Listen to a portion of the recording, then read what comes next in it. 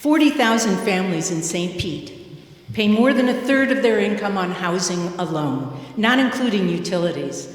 And we have a family here in the room with 2 adults working full-time who are paying more than half of their income on housing.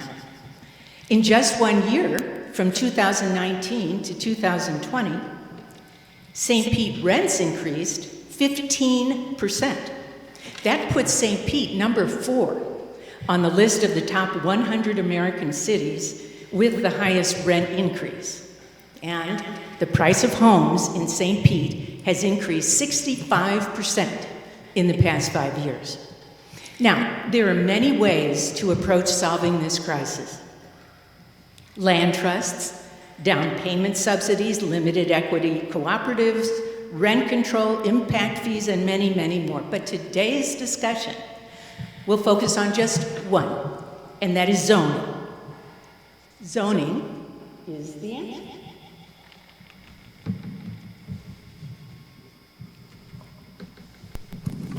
Ever wonder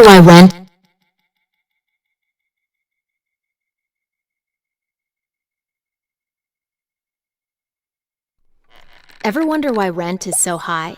Or why home prices seem to keep rising out of reach? Why is that? One reason is we don't have enough places to live. Remember musical chairs? When we were kids, you had to be fast. But in the housing market, instead of being fast, you just need to be rich. Here's how it works. Imagine there are 2 houses and 3 families playing. The music stops, and everybody scrambles for a home. The wealthy family gets the big house. The middle-class family gets one too. But there's no house left for the last family. What if the neighborhood added a new house? Let's make it a fancy one. The wealthy family says, "Hey, cool," and moves in. The middle-class family decides to spread out, and the family with the least money finds a home in their neighborhood. Nobody is out of the game, or out of a home. Oh, yeah. What if we played the same game citywide? You see, our city is really a huge game of musical chairs, and we're all playing. When there aren't enough homes for the people who live and work here, everybody has to compete for what's available, and the rents go up and up until people are priced out of the city and have to drive farther and farther to get to work. To fix it, we need more homes. Let's see what happens if we add more cottages and condos. Let's swap these old warehouses for something more comfortable. How about a mother-in-law apartment? What if our communities add enough homes of all shapes and sizes for all our neighbors?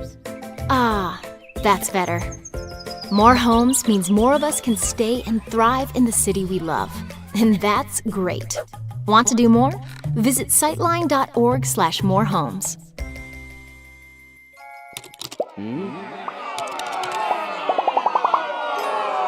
Wait, stop! Rent and home prices are out of control. Instead of just talking about it, what if we could do something to make our city more affordable? How? In a word, zoning. Some zoning laws make sense by keeping industrial areas industrial and residential areas residential. But zoning laws can do harm too. See, when zones allow only single-family homes, in other words, nothing but the most expensive kind of homes, that puts up invisible walls around those neighborhoods. Walls that shut people out. Most big cities wall off half or even 3/4 of their land. That means most of the city is zoned to keep out more affordable choices, like duplexes and apartments.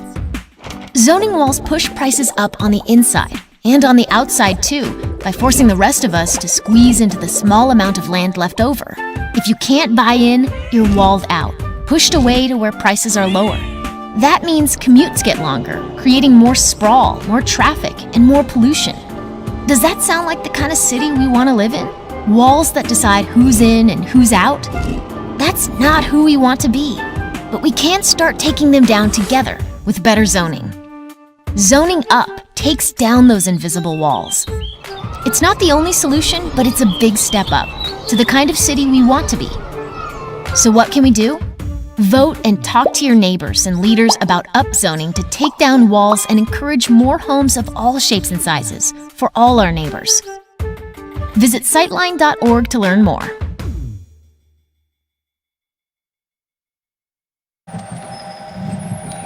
In St. Pete, the mayor has more power than anyone to change this picture.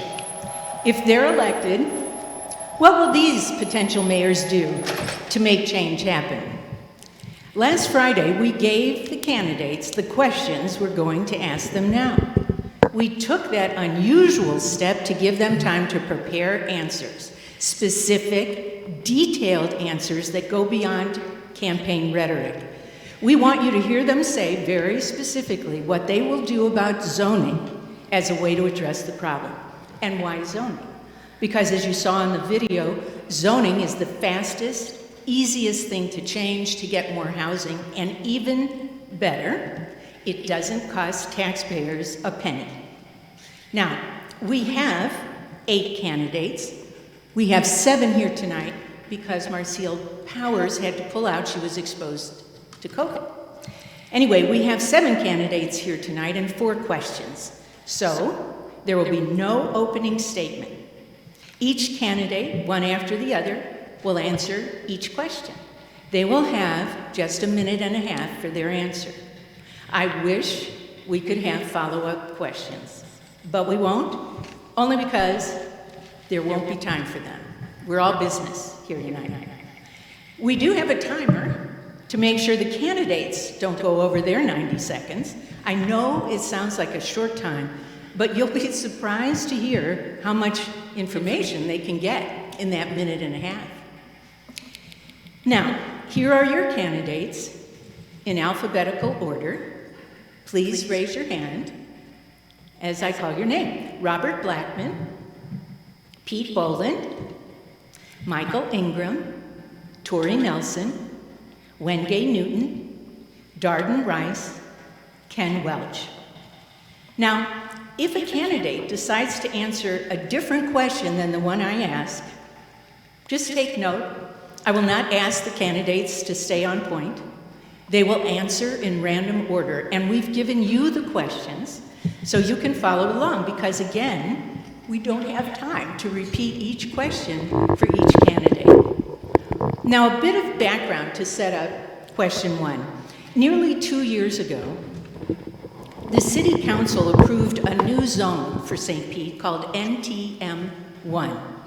On lots now zoned for single-family homes, NTM1 would allow a duplex or a triplex or even a small 4-unit residence, but only if it fits in with the size of the lot and the look of the houses around it. The City Council approved the new zone, but the council and the mayor never told the planning department where to apply it. Now here's why that's important. The mayor's office, the planning staff, the city council, all with input from residents, have written a vision plan for our city called St. Pete 2050.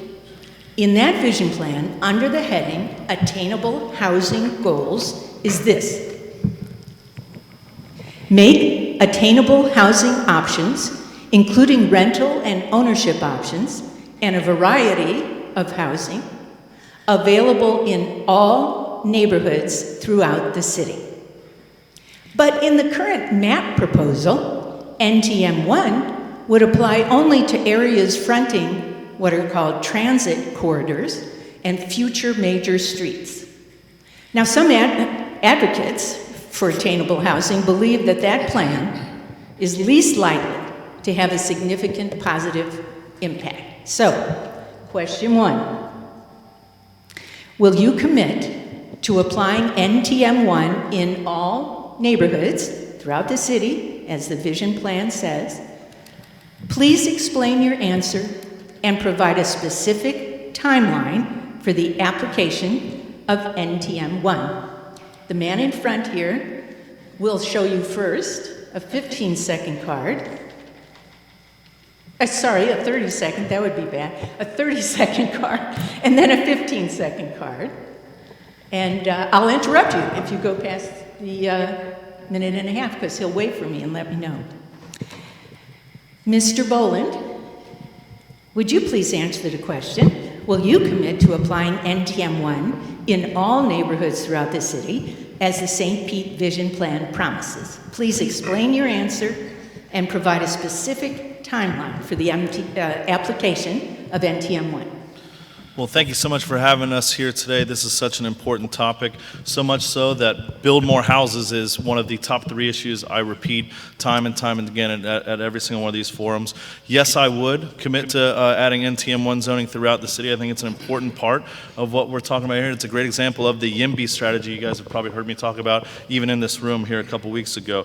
NTM1 needs to be expanded throughout the city, and we need to be comprehensive about it. We need to analyze things like parking requirements. We hear stories about things like a multi-use home, kind of the co-living space, where they're getting held back by parking requirements when these homes are designed for folks that aren't looking to have cars or looking to be in bikeable areas. So we need to take a look at that. We need to take a look a lot at ADUs. I'm sure all the other fellow candidates are tired of hearing me talk about my grandmother in my childhood home lived in an ADU. She lived in the in-law suite. That's what made our house affordable. This is a very old problem in St. Pete. I mean, it's kind of like, who could imagine that a tiny peninsula on the west coast of Florida that's been 99% built out for 30 years could have such an affordable housing crisis? We need to move quickly. I would like to act in the first 100 days. It would be on my list of things to do day one when we assume office. It is a very and crucially important thing. And this is one of those things that people don't like about politics, that we do this feel-good stuff, but we never actually act on it. If I become mayor, you'll see me act very quickly. This is an important issue. It is the number one issue when we talk to folks that affects their lives. If you already have a home, you can't sell your home and live within the city. People need to move forward, and I think we can connect people with the proper resources to move forward and really address this problem, make a dent in this attainable housing crisis. Thank you. You were pretty good. The timer, I will ask you next time when they get to 0 to wave big at them so them and everybody else will know. But that was good. That was very good. Okay, next is Mr. Nelson. Thank you guys. Speak right into the mic. Okay, thank you guys for having me. I have a great plan for the NTM1 new zoning. I have a great plan for this new zoning. I think it's a great idea for the last administration, and I would like to immediately put this plan into effect. And my plan is to stay ahead of the curve. If we look into the future, if we build modern, contemporary duplexes, triplexes, and we assess the areas where we want to put them at, but we make them more modern so we're ahead of the curve, and also make duplexes that are not necessarily lateral. We can make them more like townhomes, horizontal. I left a couple examples over there on the table. I'm not quite sure if I can let you pass them out. But these homes can be easily transformed to single-family homes, and they won't bring the value of our citizens' investments down. So we'll stay ahead of the curve. And also, these kind of programs, I would be reaching out to all kind of different departments. I think it's the Department of Housing and Urban Development. These kind of subsidized programs, I will be constantly on the phone. You can't get nothing done if you're not in these folks' ear. I'll be constantly keep my feet moving. I will be reaching out to different legislators, different state senators, congressmen, Washington. It will be no limit. I will reach out, because you can't get nothing done if you're sitting at the desk and you're not moving. Thank you. Thank you. Mr. Welch. Thank you and good evening. I support the initial application of NTM1 zoning to major corridors as an initial step to be followed by a plan that I'm calling an opportunity agenda for housing that is inclusive and holistic. It will expedite both workforce and affordable housing for those folks making 80% AMI and below. There are a couple of reasons for this. Number one, according to staff, I talked with Liz Abernathy, the county plan only allows this workforce density bonus on transit corridors. So it cannot be implemented citywide without it going to the Fort Pinellas and the county commission sitting as the countywide planning authority. So it cannot be implemented citywide at this point. Secondly, there are points and studies that show that upzoning can, in fact, increase the cost of housing and make housing less affordable for those making 80% AMI. So I want to intentionally, while we're expanding workforce housing, and I do support NTM1, that we also concentrate and have a plan for expanding housing for folks making 80% AMI and below at the same time. If you do not do that, then we will be, in fact, furthering gentrification. I do support the broader application citywide, but we need to have the study to know what the real impact will be, look at the Chicago study and what happened there, and then move this process forward holistically with a full plan that I'm calling an opportunity agenda for housing for affordable and workforce housing in our city. Perfect. Thank you very much. Mr. Blackman. Thank you very much. The question was, would I commit to apply NTM1 broadly in a specific timeline? NTM1 needs to be applied, and I'd like to see it applied immediately. I said that previously at a council meeting when we had a discussion a couple months ago, and I'll say it again. The issue I see is we need to start implementing it now. A number of neighborhoods, I don't know if how familiar people in this audience are, but a couple of neighborhoods like St. Pete Heights and Campbell Park have already reached out asking to have that zoning in their community. We need to apply it to neighborhoods first who are requesting it, because I think there's always fear of the unknown in our city. If we have a couple neighborhoods take it on now, we can have a status report in 6 months or a year and then apply it more broadly. Another thing that I think needs to be mentioned is the new BRT lines that are going in. Those are upzoning plays right now, and they can provide a lot more transit, therefore a lot more options for this upzoning. But I do want to take a second to mention, when we talk about affordable housing, we also have to talk about design standards. And while we're pushing for these NTM zoning changes, which were traditionally allowed in our city up until the mid-1970s, the same token, we also fought back against, in Tallahassee, removal of design standards for cities. That is the enemy of affordable housing. We need to relax design standards because a lot of people have rigorous criteria put upon them, especially builders, where they cannot compete in the free market. So if we really want affordable housing, we need to be clear about our intentions, and we need to allow design standards to be relaxed as well. Thank you. Thank you. Mr. Newton. Thank you. The short answer is yes. I would support it citywide. The urgency is now, so we don't need to wait and have more studies. We already know that we have some of the most challenged areas, like from which I hail, which is Midtown South St. Pete. It's the most impoverished area, and it's been that way for the last 20 years. So having more studies and weight broke the wagon. I've always supported affordable housing, and to that end, Habitat, because they're providing just that, affordable home ownership, equity, and generational wealth. Myself, on August 16th, I'm donating my mother's lot to a single mom with 3 kids so they can have home ownership and equity and generational wealth. We got to do something now. Stop talking about it, start being about it. As mayor, I will champion that. I'll be the biggest cheerleader. I think we also can allow for ADUs and tiny homes and granny apartment flats and other stuff that would help us. In the community right now, if you look around behind some of those 6-foot fences, you see trailers, you see campers. People are living in those things already, but it's not allowed, but they're already doing it. And I think that that's going to help, because a lot of these individuals, especially these young people, can't afford to go out and purchase a home because of these high prices. So I'm going to continue to fight for that. I'm going to continue to do it. We don't need to study anything else. We study, like they say, study no more. Thank you. I should say that the letters ADU stand for accessory dwelling unit, which is something like a garage apartment or a little addition to the house that one can rent out. Ms. Rice. Thank you. Yes, cities across America are rethinking zoning, and St. Pete is starting to have this discussion too, and I think that's a really good thing. With the right approach and meaningful public engagement, we can address the invisible wall of restrictive zoning, outdated land use. We can increase our attainable housing supply, lower building costs, and importantly, lessen racial and social disparities. I chaired the city's housing committee in 2008 and was proud to vote for and champion the creation of the NTM1 category in December of 2019. Today, I am the chair of Forward Pinellas, the countywide land use organization, where we've also started work on missing middle housing zoning categories and strategies. The city did stop short of applying the category to new maps. I was a little impatient at the time, I recall, of the delay, but it was really important. We talked about what we wanted to do was fold it into the Vision 2050 process and to make sure we were really getting that robust public engagement for such a big change. And that made sense to me because this isn't something that you want to have backfire, or else we would lose the opportunity to try this. So we didn't anticipate COVID, of course, so there was a bigger delay. But I do support considering NTM1 within the half mile of all transit corridors, which essentially, when you look at the map, covers the whole city. Thank you. Thank you. Mr. Ingram. As mayor, I would be targeting creating not just more housing through NTM1, but affordable housing. We need to be making sure that this new housing that's being developed is guaranteed to be affordable. We don't need more luxury housing, which is what developers often try to go for.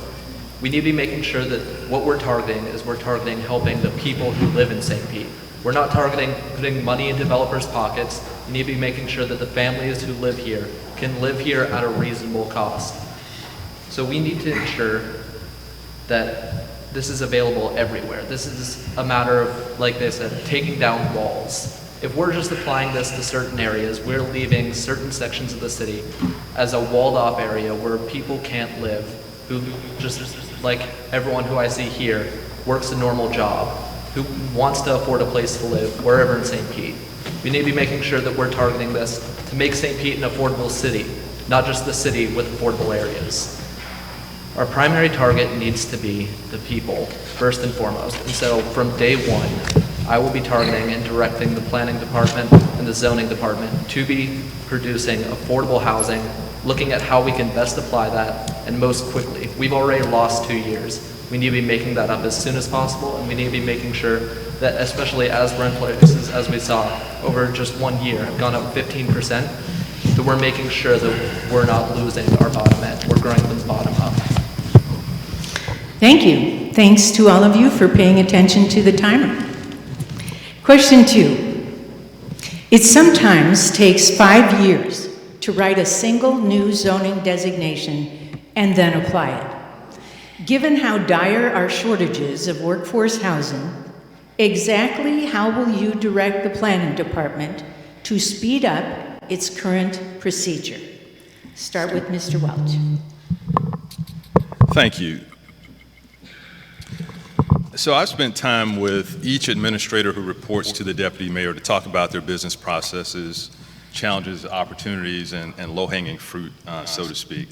And I'll talk more about this in the next question. But as part of that, I want to ask the deputy mayor to ask every direct report for the top opportunities for improvement that they can implement in terms of expediting the process. I've got a beautiful process chart here that I actually created when I was at St. Pete College. And it's a process chart for purchase requisitions. I've done this. I've interviewed folks from senior management to folks in the receiving room to find out how to improve processes, brought folks together, and then implemented those opportunities for improvement.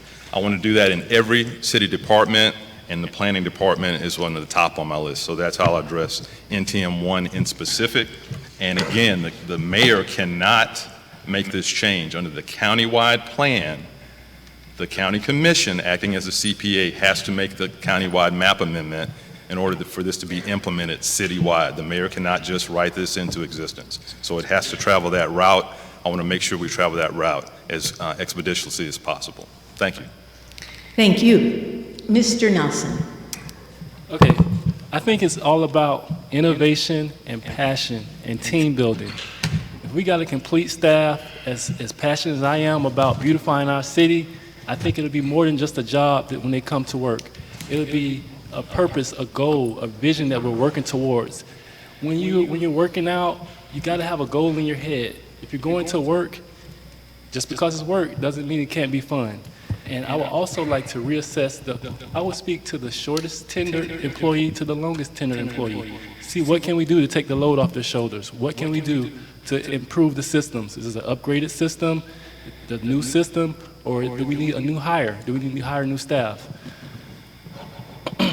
So basically, I would decipher, communicate with every employee. It doesn't mean the entry-level employees. I communicate with them also because it takes a team to build.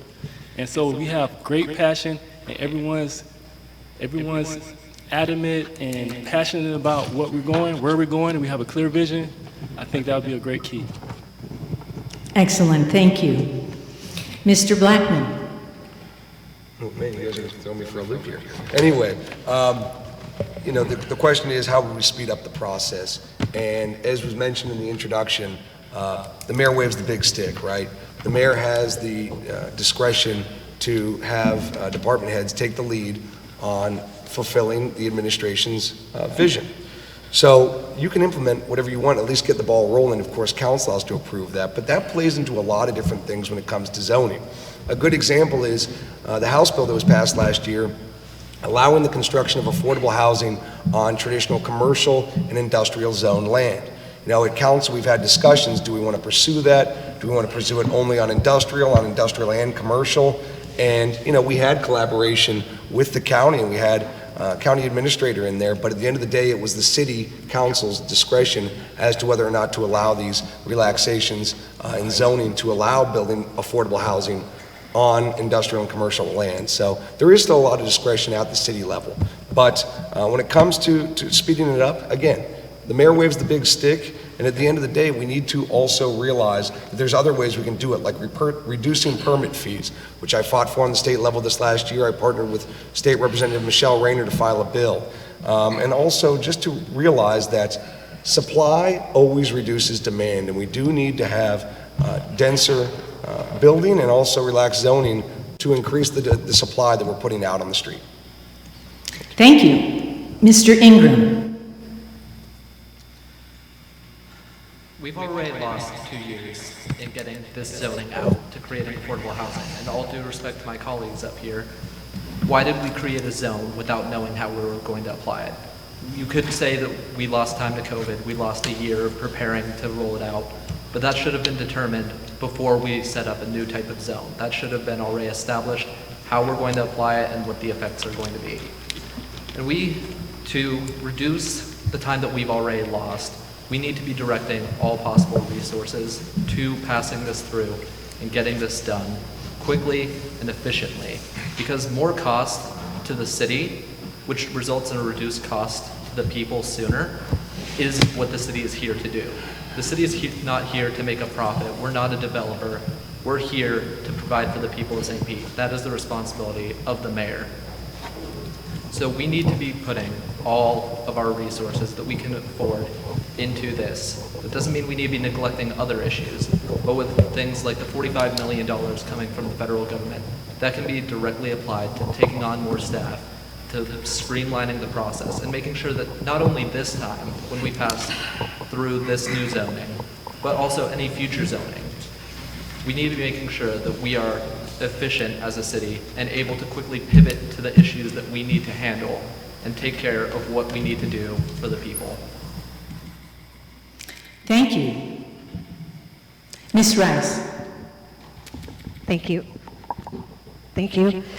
I've had almost 8 years' experience working pretty closely in City Hall on this issue, and my experience and insight tells me that the key solution here is to provide more additional staffing so that we can keep to a reasonable and predictable timeline, because there's often not enough dedicated staff to handle the heavy workload. And it doesn't necessarily have to be hiring new people. We could cross-train some of our staff so that there could be more flexibility to shift people when we have heavy workloads. But it requires a balanced approach. Rezoning is never and never should be a willy-nilly process, but it shouldn't take 5 years either. And we have lost important time. As mayor, I will cut the red tape to unlock affordability and look for ways to streamline procedures and waive fees if projects deliver a significant attainable housing units. But mostly I think this really is a staffing decision. So we've got to be staffed adequately. I see so many times we start something and staff gets pulled away, and that can cause a delay of several weeks to several months. I'm not in favor of cutting down the process of application, inspection, consistency, hearings, and public hearings. But because those have important public and legal purposes, but with more staffing, we can get through these heavy workloads. Thanks. Mr. Boland.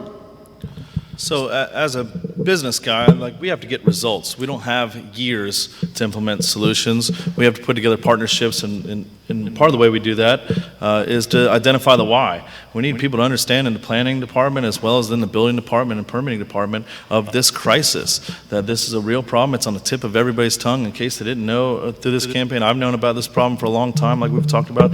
We're the most densely populated area in the southeast United States. It's a very predictable problem we had that we shouldn't be so far behind the 8 ball. So we need to cut the red tape out of here. This is not just something we're going to give lip service to. We're really going to limit this suffocating bureaucracy that we have. And we need to stop passing things off to studies. It's kind of a no-brainer here. We do have an inventory crisis. Pinellas County is 99% built out. We've got to upzone. We've got to make these changes, and we've got to move quickly before we lose our way, before the people that work in the restaurants and work in lawn care and work in retail and work as school teachers and in places like SPC have a place to call home.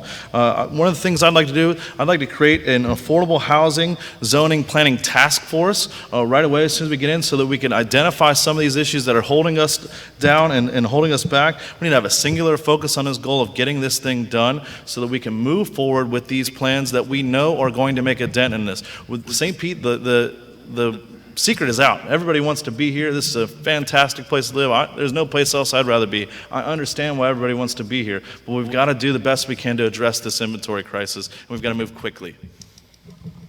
Thanks. Now we'll go on to question 3.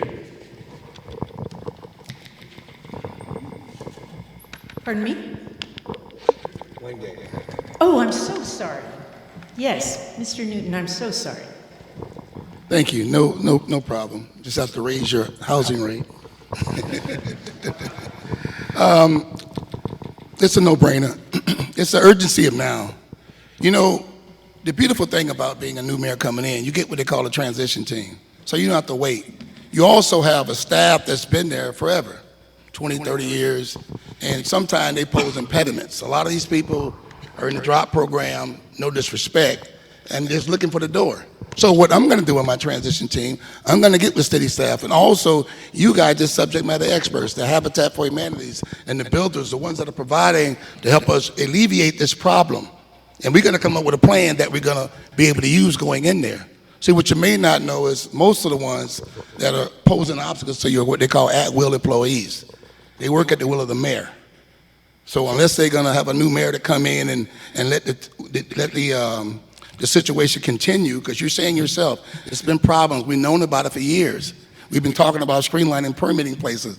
It's very simple. I want to talk to the subject matter experts, yourself, and understand the trials and tribulations and the hurdles you have to go through. And then we can alleviate that with a plan that will get this accomplished. And that's what I'm going to be about as mayor. Thank you, and I apologize again. Question 3. Beyond zoning is the slow process of getting new housing approved for construction. In many cases, it takes more time to go through the paperwork and permitting than it does to build the house. What will you do to speed up this process? How will you do it? And when will you do it? Mr. Ingram. Again, my first priority as mayor will be to create affordable housing. That is my priority.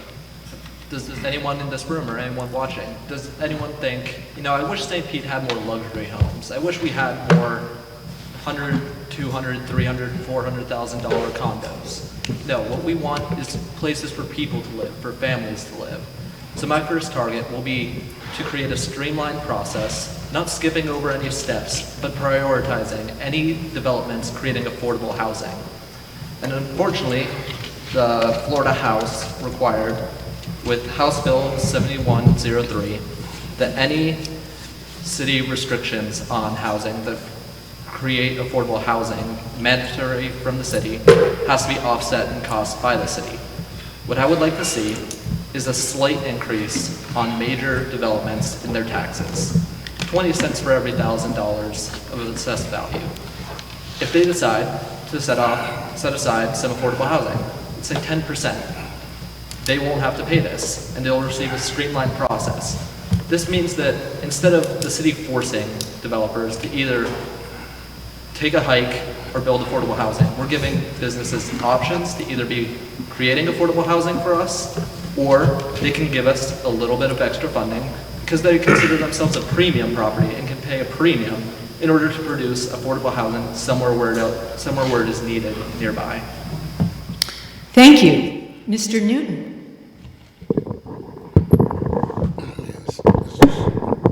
Thank you.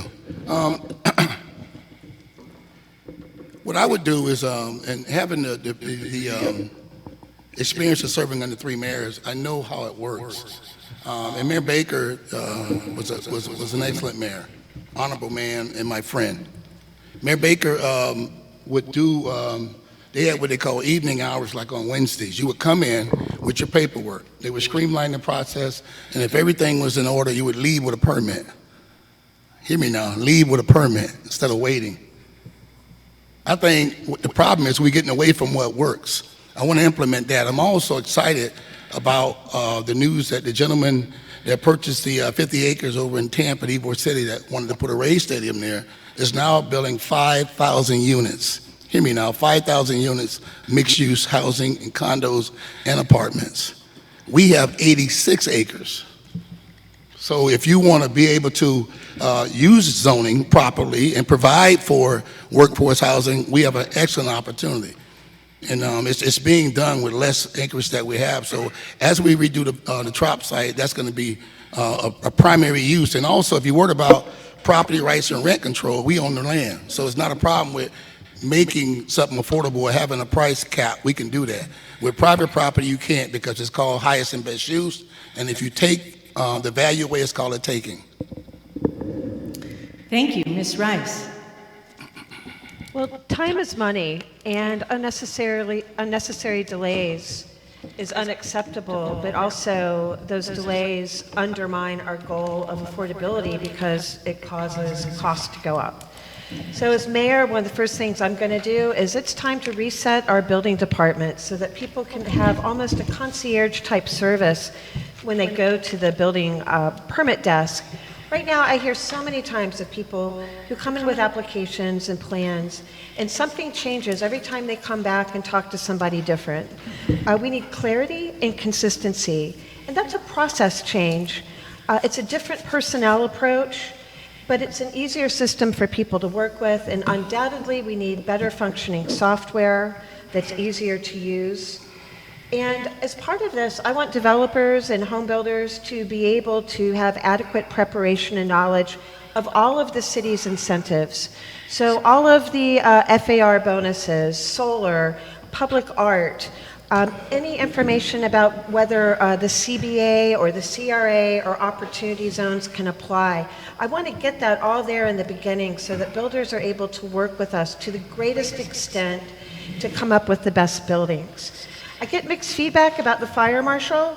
That process should never cause months and months and months of delays. So we really need to look at the unpredictable backlog that causes. Lastly, as mayor, I'll have weekly meetings with department heads to problem solve our development. Thank you. Mr. Nelson. Okay. One of my main platform points is improving government operations. And as a small business owner, I ran a homeless shelter. I got issued a permit that I paid for that wasn't honored. And I was one step away. I was from pro se. I filed a certiorari appeal. I was one step away from the Supreme Court. Without a judge's panel opinion, I would have been in the Supreme Court. And this was just an appeal just to get back in front of a codes board hearing for a permit that was issued to me. So we need to be more transparent. We need to honor our permits. And I would regularly meet with all of our staff. Communication is the key. We need great customer service. We need customer service parallel to Chick-fil-A. We got to make it fun for people to come down here and get permits and to do business with the city. And I feel that would be one of the main keys. I would also like to do employee assessments to see how we're producing from start to finish. I think that would be a great key to see how we are actually being efficient. So basically, Also, like I said, transparency. We have to stick by the book. We can't allow the fire marshal to use his jurisdiction to go on people's property to levy fake fines, fake fees. Thank you. Mr. Blackman. Thank you very much. First and foremost, we need more funding for our building department. You know, you prioritize what you want to prioritize, and there's nothing wrong with anybody in our building department, but they are overwhelmed with the amount of volume of permitting we have, and our systems are outdated. We need to have more employees working with better systems because we can get them permits out on the street. Also, we do need to have more clarity. You know, I don't know how many people in this room realize, but even builders and contractors and those who are licensed have gotten so confused and fed up with the permitting process in our city that there's a cottage industry of third-party permit filers who builders just go, hey, could you guys file a permit for us? That's now an industry. I mean, there's literally been middlemen because people who are licensed have such a hard time getting permits. That's not how it should be. You know, we have so much red tape and we have such a long turnaround time that I say this all the time. We are the biggest cheerleaders for Kansas City, Pinellas Park, unincorporated county, because people want to be near St. Pete, but they don't want to deal with St. Pete regulations and turnaround. That's not how it should be, because we should be benefiting from this building boom. One last anecdote I'll give you is a place that I bought. It was a 4-unit apartment complex that had been abandoned for about 10 years in Midtown St. Pete.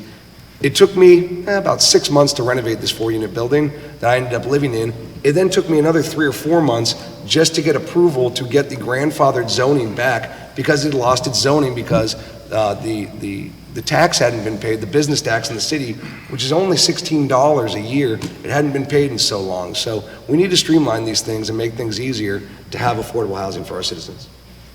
Thanks. Mr. Welch. Thank you. For 20 years in the private sector, starting at Florida Power across the street, I led business process improvement. At Florida Power, I led transforming their accounts payable department from a paper-based department to an imaging and workflow system for Florida Power Corporation. I've done the same thing for St. Pete College, and the worst thing you can do is go in making assumptions about how a process can be improved, whether it's staffing, funding, or technology. You ask the people who are doing the work, you ask the customers. Again, I go back to this wonderful flow chart that I did. You see all the writing on it? The writing is because the process in actuality is different than it is on paper. You'll often find that your processes are not happening the way that they were drawn up.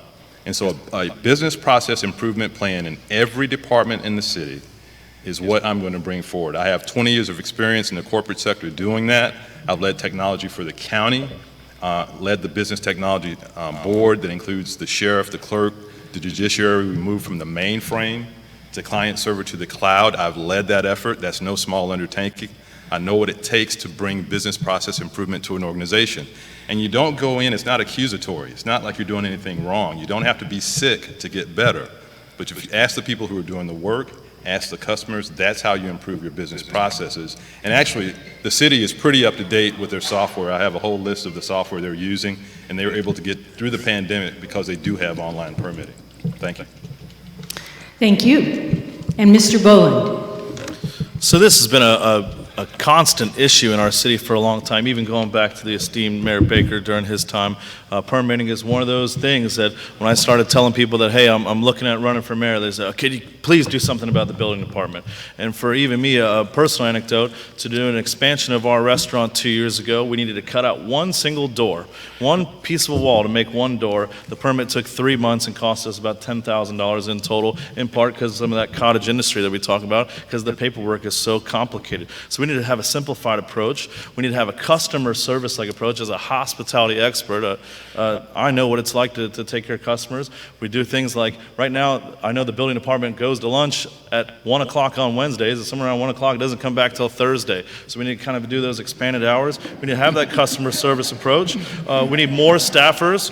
We need more online resources. We need caseworkers that are going to help you get the solution.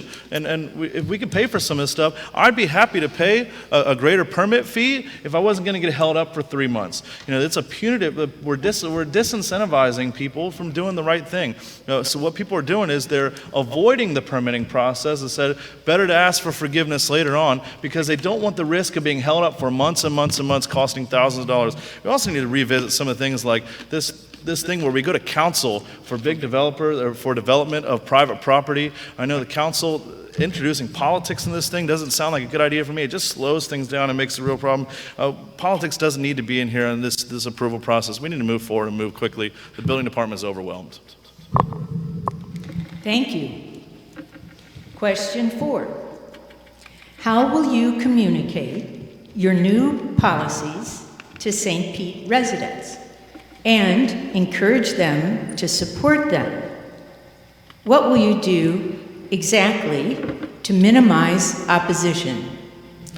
Mr. Nelson. Okay, me personally, I'm a citizen first. I will be present. Communication with the citizens. The same kind of advertising we use on the campaign trail, same kind of advertising we can use to relay our new policies to the citizens. Everyone should have a clear vision, not only just staff of the city, but the whole community. If we all work together in cohesiveness, that'll be perfect. So, presence. I will be a citizen first. I won't be the mayor that's sitting in his office trying to pretend like he's a celebrity.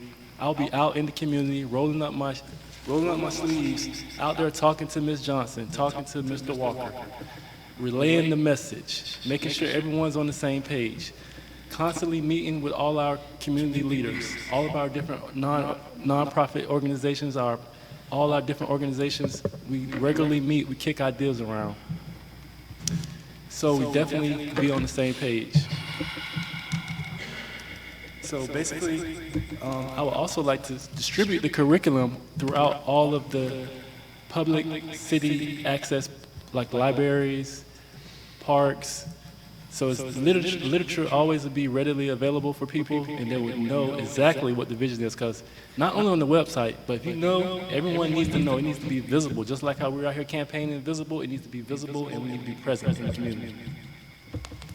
Thank you, Mr. Welch. Thank you. I truly believe in being in touch with the people. I think that's vitally important. And again, all this is given that we get past the COVID issues, which are resurging right now. But I believe in being in touch with the people. That's why as a county commissioner, I held community office hours in fire stations, in community centers, in libraries, in South St. Pete, in Gulfport, in Lellman, so folks could come and talk to their commissioner where they are. We brought budget meetings down to South County at Gibbs. You may have heard I drove 1,000 rides as an Uber and Lyft driver to hear directly, with a 4.97 rating, by the way, to hear directly from people about what they're seeing in their city. And I want to continue that. Mayor Foster, I'm proud to have his endorsement. He had Mayor's Night Out. I want to revive that, go to where the people are and hear from them. I'm not necessarily going in trying to change the minds of the people. We're trying to communicate what we're trying to do, try to have a common goal. And most people that you talk to, when you say, should we have housing for the people that make our community work, for the people that work at St. Pete College or the hospitals, most folks say yes. And so then it's a matter of how do we get there? And to me, it's vital that you have both the workforce housing that we're talking about today in the NTM1 and the affordable housing at the same time. I'll be committed to doing both, not just one, because if you don't do both, you will further gentrify this community. And I'm going to have that straight ahead message with folks, and that's worked for me very well. I think this community wants to move in that same direction. Thank you. Thank you. Mr. Newton. Keep sliding that mic stand back and forth. Thank you. First and foremost, your question was how will we communicate the new policies? Simple. Water bills, you got TV, not just cable. Over there, because some people are using rabbit ears now. We have they're probably still there. It was there when I served, and with Mr. Nurse, I see him, and Darden Wright's up here. We got a test pattern, I think, on Channel 35. It's been there forever. We sold the infrastructure for the over-the-air analog station, and they gave us a channel. We just got to pipe the signal up there, and the people can get it over the air. What a noble concept. Town halls, neighborhood meetings, websites, TikTok, Instagram, Facebook, Twitter, and LinkedIn. That's where the people are. You got to go where the people are to communicate it. Second part of the question, what would you do to minimize opposition? Educate and incentivize. First of all, let the people know the value of being able to provide additional housing. You can decrease your homelessness, because people are complaining about that too. As we go to doors, they got a problem with homelessness. and incentivize it. If you got areas where you want to try and increase density and have some of the zoning go in, you're going to have to be able to do some trade-off with the individuals to try to get them to participate. You can't make them. You got this little thing called property rights, and they got a right to the highest and best use, which is whatever they can garner from their property. That's what I would do as mayor. Thank you, Mr. Boland. Well, part of the question is, what would you do about the opposition? You have to crush the opposition. No, I'm just kidding. No, you want to bring people together, right? We want to bring people together and let them know this is important. That every aspect, like your home may be affordable today, but maybe not tomorrow. Look how much the world has changed in the last 18 months. So we got to get people together. We got to connect those planning staff with the neighborhood association. I'd like to see more involvement there. Someone brought up at a civic meeting last night, returning block captains. I thought that was a great thing that we need to revisit too, about bringing this so that person kind of feed that information in the rest of the community. We need to revisit the stuff like that, and we need to demonstrate the stakes here of how important this is, and how if we can connect some of the dots here about upzoning, right, and things like building those accessory dwelling units like pool houses, garage apartments, and also the in-law suites. That's how we're going to help with things like childcare. This is how we're going to help with staffing with our people. We need to understand too, like, building high-rise luxury condos actually helps, because when there's not availability and inventory for them, they go down to the smaller houses and they fix up them and drive up the cost. Part of the problem is inventory. Rent is going up because people can't purchase homes here. 25 offers goes out for an average home on the very first day that it's on the market. So code is very complicated. It's just a complete mess. But we can do things like include that stuff in the water bill. We need to talk to people directly and demonstrate the stakes and bring them to the table to really solve this solution. I do believe zoning is the answer. That's why I've been talking about this since day one on the campaign trail, and you'll hear me keep talking about it as we go forward. Thank you. Mr. Ingram. My goal is to create changes that no one notices, but everyone feels. My goal is, like with NTM1, I don't want people to look at all the new developments and think, wow, I really hate this. But notice that they're paying less for housing, that they can actually afford to do things that they want and things that they need.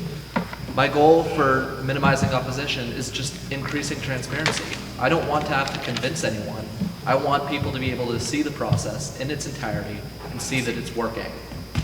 One of my favorite things to say as such a young candidate is that 60 years from now, you'll be able to still find me walking around St. Pete, shopping our local businesses, and just being with the people.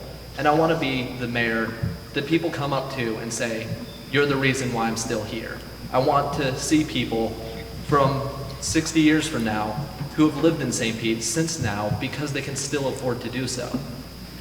If I were to fail as mayor, I would not be able to do that. There would not be anyone left who could still afford to live in St. Pete from now to 60 years from now.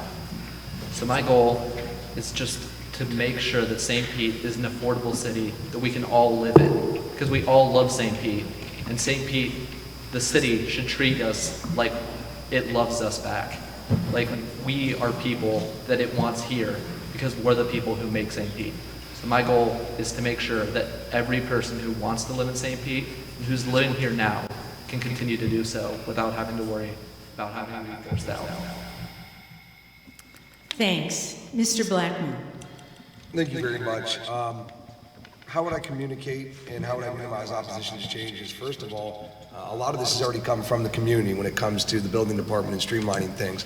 I can't tell you, a couple other candidates mentioned this, but how many people have reached out to me saying, if you win, you got to do something about the building department. You got to make sure the turnaround time is greater, because we're getting things held up. And when we have a bottleneck here, it doesn't help anybody. It hurts business people, but it also hurts those who need housing, because like I said, any supply reduces demand. But we also need to communicate to stakeholders that just because we're moving quicker doesn't mean we're going to overlook things or, have waste. Haste makes waste is the old saying.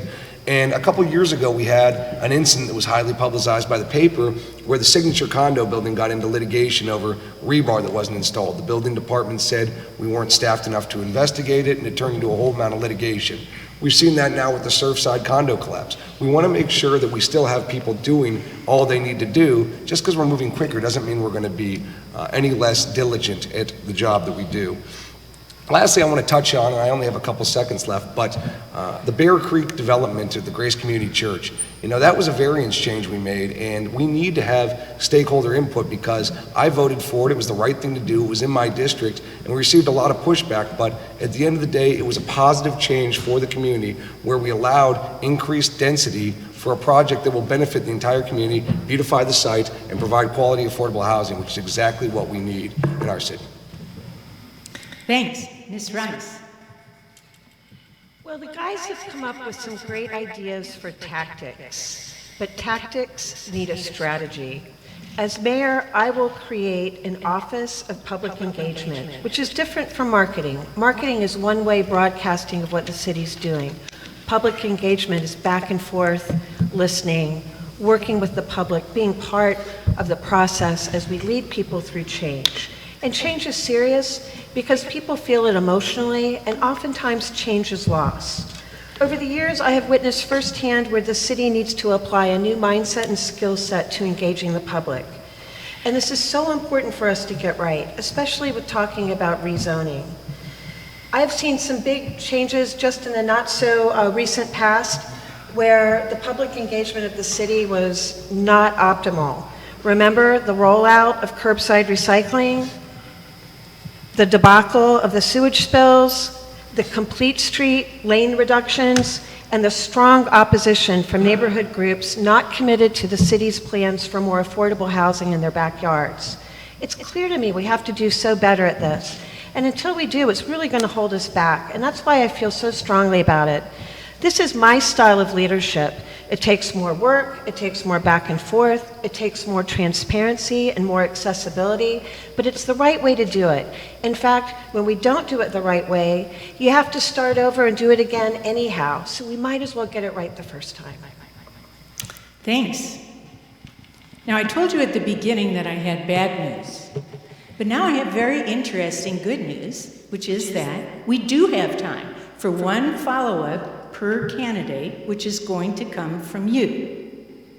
So, think about it for a second, because each candidate is only going to have one additional question, and we're going to start with Mr. Nelson and then go down the line. So, be thinking about for whom you want to ask a question, and we'll start with Mr. Nelson.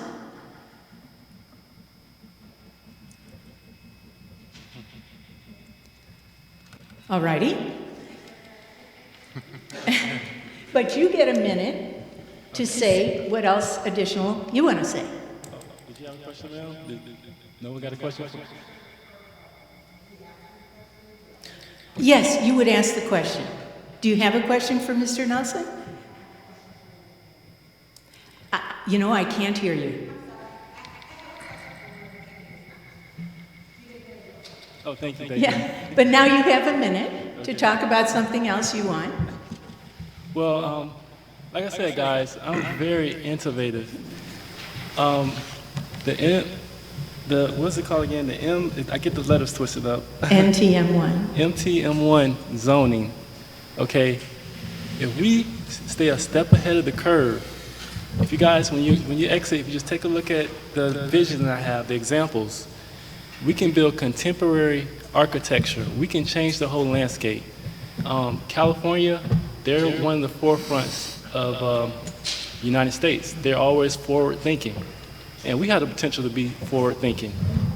If we build architecture that's 20 years ahead of us, especially with multi-dwelling units, it won't take away from the integrity and the investments of our community and the people that are investing and have houses in that community. I feel it won't take away, and these houses, these duplexes, they're built correctly, they can be easily converted to single-family homes. So down the line, if we change the zoning, we won't be tied into one particular kind of structure. All righty. Thank you. Now, for Mr. Welch, we could take one question for the audience, from the audience, and if not, he will get a minute to talk about whatever he wishes to discuss. Yes, sir. Yes, hi. I'm not going to put any responsibility on President politics of running a city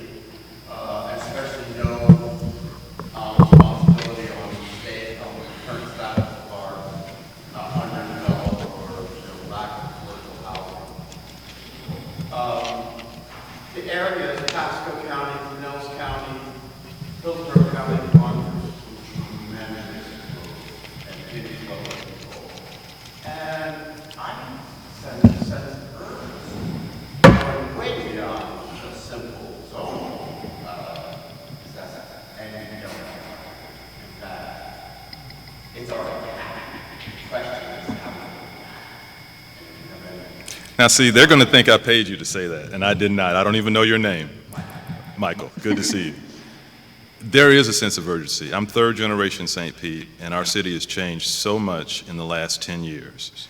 We're becoming a city that is less and less affordable for the people who are here now and make our economy work. All of us have friends who live in Manatee, who live in Hillsborough County, and they're commuting here.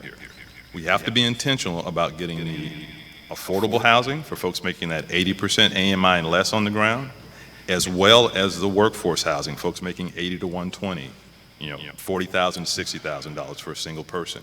If we're not intentional about that, we are going to become a commuter community. As you drive north on 19, when you leave, look at what's going up, and you'll see 75% of it says luxury on it.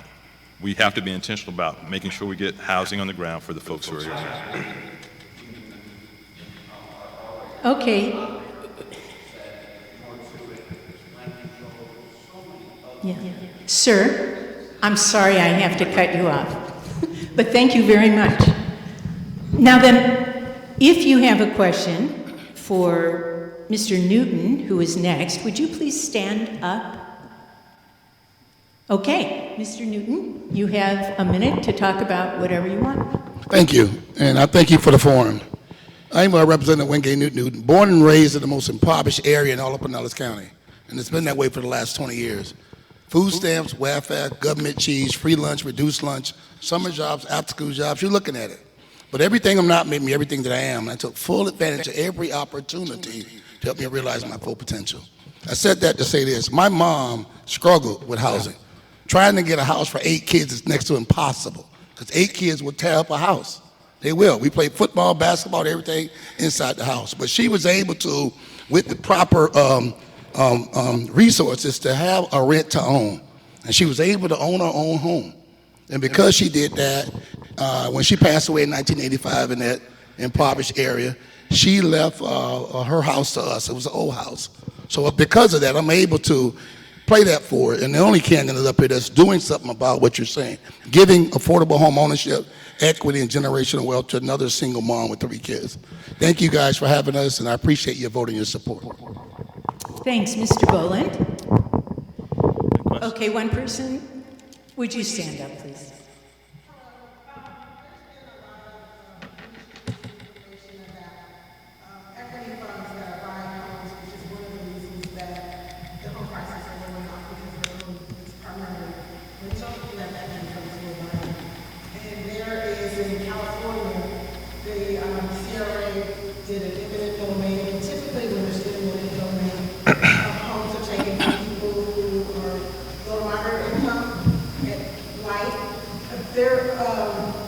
There's a possibility that that could be reversed in the CRA.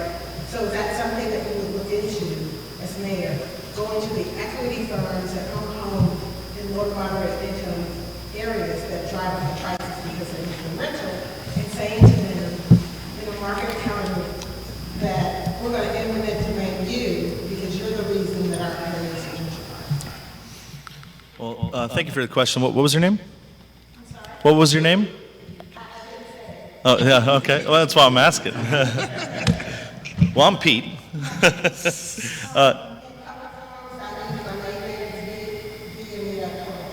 Okay.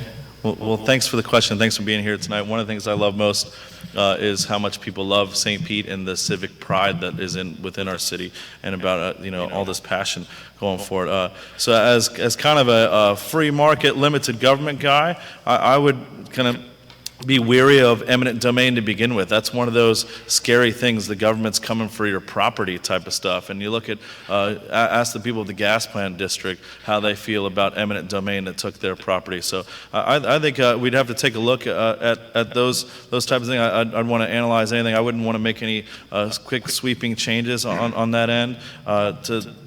to kind of address this whole issue. We have a crisis with renting because, like I said, there's just no inventory for purchasing homes. So I think all options need to be on the table, but I'm very weary of anything about eminent domain, and you know, we're just kind of a victim of our own success around here.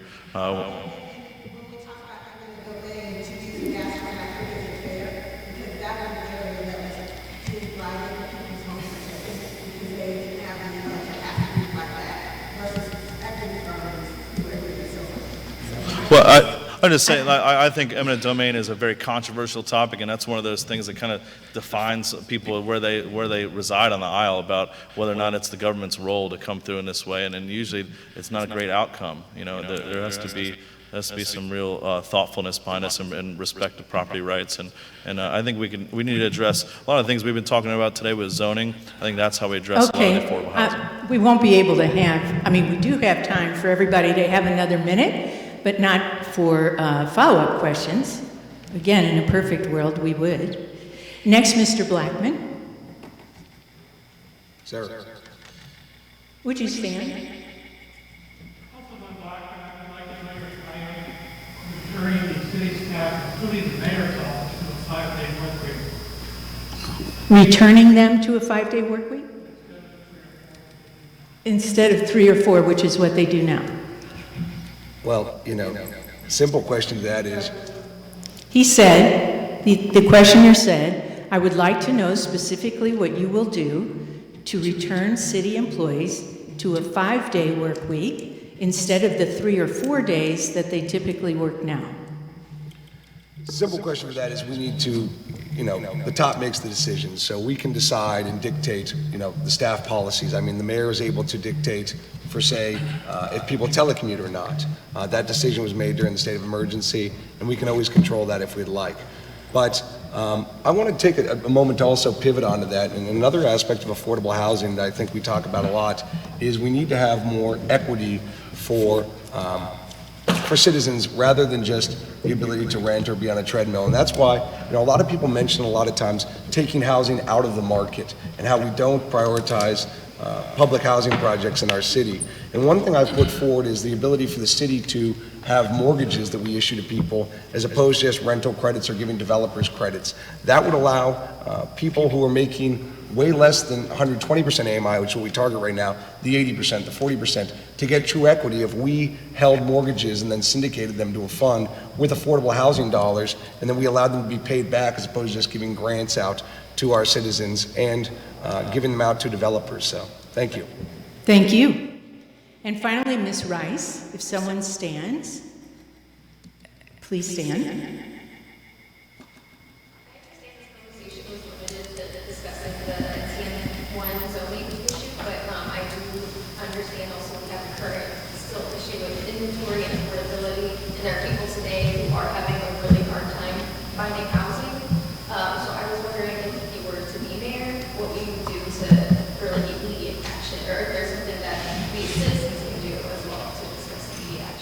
The questioner is asking whether there's something that can be done that would have an effect immediately because the issue is so urgent. Ms. Rice. It most certainly is urgent. If you check me out on Twitter, I just reposted 2 articles I've written in the last 2 years where I've been ringing the alarm bell on affordable housing, going back to 4 years ago when homes in the CRA were going for $400,000, and now they're going for $650,000. Gentrification and inequality are the 2 biggest existential threats that we face. As mayor, what we can do is with strategic, immediate, urgent housing policies, we can abate that.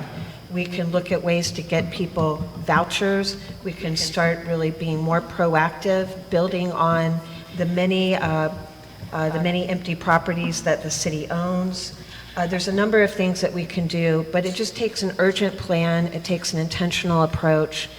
It takes also the other side of the equation is bringing good jobs, because we can't build our way out of this. So the other way is that we offer better paying jobs so people can afford more as well. Thank you for your question. Thank you. And we have hit all of the candidates. Mr. Ingram. Don't tell. This is terrible. I'm marking this wrong. Mr. Ingram.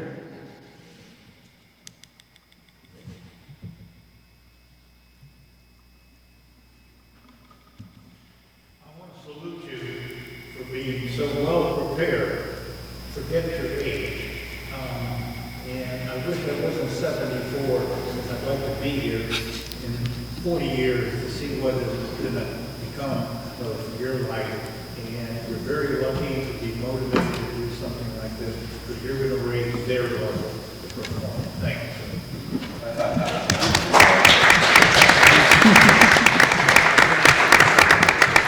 And Pretty young, too. Rob and I are pretty young. okay, one more. You may ask him a question. So you were the only one up here to mention House Bill 7103, which I happen to know a little bit about.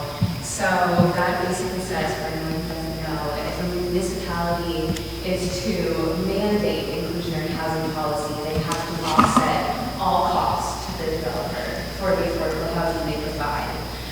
So my question to you is, would you be willing to entertain the idea of making an argument for value capture with the value that the city of St. Pete is creating with the bus rapid transit Sunrunner system to enforce a mandatory inclusionary housing policy? And if not, would you be willing to entertain a voluntary inclusionary housing policy? And in what ways would you incentivize developers to provide that inclusionary housing? Good luck doing that in a minute. Thank you. Like I said before, the main way I think we can target this is we give businesses a choice, but in such a way that either way we get affordable housing or we get funds to create affordable housing. Like I said, something around the range of 20 cents for every $1,000 of assessed value. That is not a high increase in taxes, but that is a lot of funds being diverted suddenly to creating affordable housing. So by either telling businesses, look, you can create affordable housing, we need it, you can create that for us, and in which case, we'll take away this increase in tax, you'll get that reduced tax to what the current rate is now, and you'll get a streamlined process for permitting. So we incentivize them to either take that route, or if they decide, no, we are a premium property, we don't need this, we don't want this, they can go through the normal system, which we do need to streamline, but it won't be the same as the fast track process. And they will have to pay this increase in taxes in order to create affordable housing somewhere else, but in that same area. We don't need to be creating affordable areas, we need an affordable city. Thank you. It is clear that there is a lot of passion and knowledge in this room. And, you know, we mentioned at the beginning how many other ways there are to address the issue of the shortage of housing that working families can afford in St. Pete. I really hope that some of you will decide to create a summit like this to get more specific answers from the candidates. We need them. We need them as much as we can get them. I want to thank the candidates because you really did come prepared, and we appreciate that. I think I'm speaking for the audience when I say we did. And I thank you also to the 30 sponsoring partners that we have who have thrown their support behind zoning as the answer. Thanks to St. Petersburg College All-State Center for providing this beautiful space, and to Amy Cianci of the Catalyst, and Anthony Close of St. Pete Rising for invaluable technical assistance, and to Solomon Howard for his marketing expertise. Most of all, thanks to Carl Nurse, whose idea this summit was in the first place, who has coached me through the planning process, and who absolutely lives up to his reputation as the guru of workforce housing in Pinellas County. Now then, you have these. Please mail in your ballot or vote in the primary August 24th. Now you have more information on which to base your vote. And that's what this evening has been all about. I hope you have a good evening. Please drive carefully, and thanks for coming.